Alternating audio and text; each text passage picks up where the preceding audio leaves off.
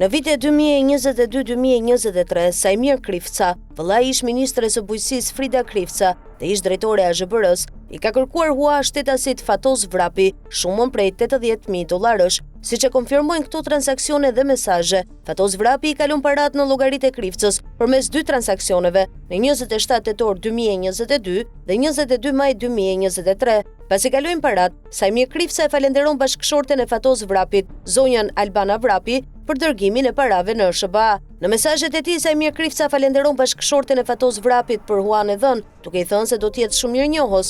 Ndërkaq, Sajmir Krifca, vëllai Frida Krifcës që po hetohet nga SPAK për vjedhjen e parave të Bashkimit Evropian për bujqësinë shqiptare, i është drejtuar gjykatës së Tiranës me një kërkesë padi, duke i kërkuar detyrimin e Fatoz Vrapit t'i paguajë Sajmir Krifcës €300.000. Në padinë e Sajmir Krifcës pretendohet se në 11 mars 2012 kanë përpiluar një deklaratë me Fatoz Vrapin, sipas të cilës Vrapi detyrohet Krifcës €300.000. Por si është e vërteta që një personazh që merr her pas here hua për të mbuluar punë të paligjshme në SBA, befa sipas kërkan hua €300.000? Së pari, Fatoz Vrapi pretendon se për parat që i pas ka borxh Sajmir Krifcës nuk ka një kontratë të mirëfillt notariale. Së dyti, kërkesë padia është parashikuar pasi deklarata është përpiluar në 11 mars 2012, ndërsa padia 11 nëntor 2024, pra kanë kaluar 12 vite. Koha e parashikimit është 10 vjet. Së treti, deklarata e huas €300.000 është nënshkruar në mirëbesim, pasi Palos Padice janë dashur të justifikojë lekët që ka patur në SBA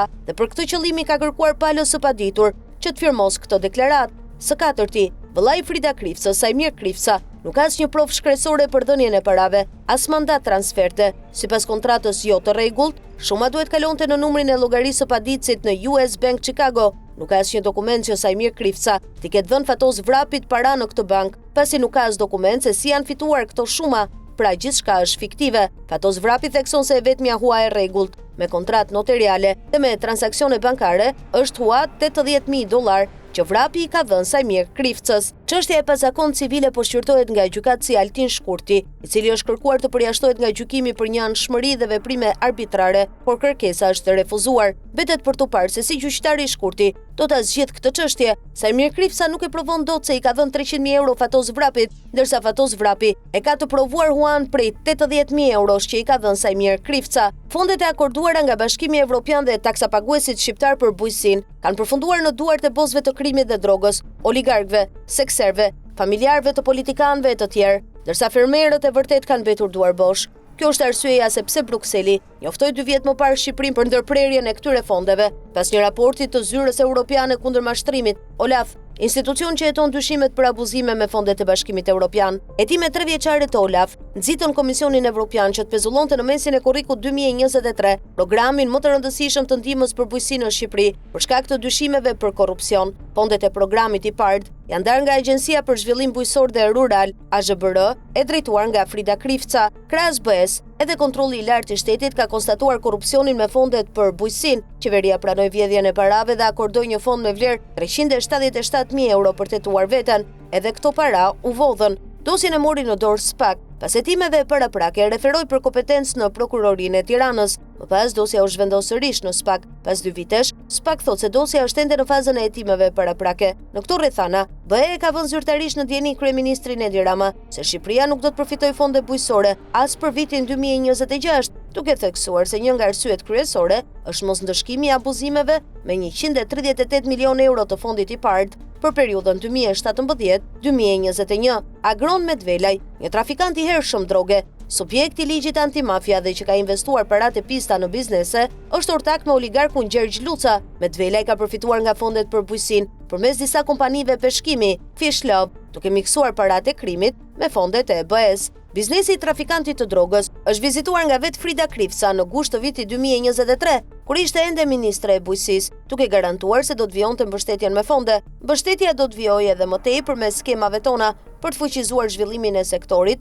dhe rritjen e ekonomisë së peshkatarëve, ndërkohë që po punojnë për parafrimin e legjislacionit me standardet e Bashkimit Evropian, u shpreh Krifca aso kohe. Pas inspektimit të investimit, Krifca ka festuar me bosin e drogës, të cilin e ndihmoi të pastronte parat me fondet e BE-s për bujqësinë. Fotot nga festa e harbuar duhet ishin pjesë e dosjes së SPAK. Agron Medvelaj, është arrestuar në maj të vitit 2012 me qëllim ekstradimi në bazë të urdhër arrestit ndërkombëtar ardhur nga Interpol Roma për pjesëmarrje në organizatë kriminale me qëllim trafik të lëndëve narkotike. Agron Medvelaj akuzoi edhe për pastrimin e parave të drogës në pasuri të paluajtshme. Arbeni Sufaj, i njohur si Ben Qimja, i konsideruar si profesor i krimit në Fier, me aktivitet kryesisht në trafikun e drogës, rezulton në listën e përfituesve të fondeve të BE-s për bujqësinë, gjatë kohës kur AZBR drejtohej nga Frida Krifca. Ben Qimja ka përfituar 294.000 euro për ndërtimin e një sere në Dërmenas të Fierit. Gjithashtu, Anila Isufaj, gruaja e Marius Isufaj, një ish drejtori të LSI-s që për 6 vite me radhë ka drejtuar qendrën e furnizimit dhe shërbimeve elektrike e Patos, e cila varet nga shoqëria tregtare Alpetrol, ka përfituar 255.000 euro për ndërtimin e një sere në Sheq të Fierit. Marius Isufaj dyshohet se është prestanome i Ben Qimes. Kompania e trafikut të kokainës RB Garden, me pronar trafikantin Arbër Çekaj, ka përfituar $264.000 nga fondet e BE-s përmes Ministrisë së Bujqësisë për ndërtimin e 9 dhomave frigoriferike në Maminas, gjoja për ruajtjen e frutave. Siç rezultoi më vonë, dhomat e ndërtuara me fondet e BE-s për bujqësinë, Arbër Çekaj i përdorte si hambar për kokainën që trafikonte nga vendet e Amerikës Latine përmes portit të Durrësit, kamufluar me kontejnerët me banane, pra me fondet e BE-s për bujqësinë, ndërtuar magazina për kokainë. Elvis Roshi, një personazh me disa emra dhe i dënuar për përdhunim në grup në Itali, ka përfituar 250.000 euro nga programi i IPARD përmes kompanisë Cavalion me letra dhe aplikim fals. AZBR-ja e ka shpallur në kërkim Roshin ku i kërkon kthimin e parave, pasi ka marrë lekët dhe nuk ka kryer investimin, por parat kanë avulluar. Gjergj Luca i lakuar nga mediat si trafikant i hershëm droge, ortak me Pollumb Gjokën, Roland Ziun, Jani Moravën, Artur Gjinin, Arian Andonin dhe Agron Medvelajn, ka marrë në total 1.3 miliard lek nga fondet bujqësore që ka dërguar BE për bujqësinë shqiptare. Sipas dokumenteve zyrtare që ka zbuluar BE, Luca i ka përfituar parat gjatë periudhës 2019-2022 me vendimet e ish drejtoreshës së AZBR Frida Krifca. Ky e fundit është parë shpesh tek menca e Lucës në Labinot, duke ngrënë krudo. Ish pushtetar, oligark dhe mashtrues ushqimesh kanë pjesën tjetër të fondeve të BE-s për bujqësinë me aplikime dhe projekte false, shkruan Prapaskena.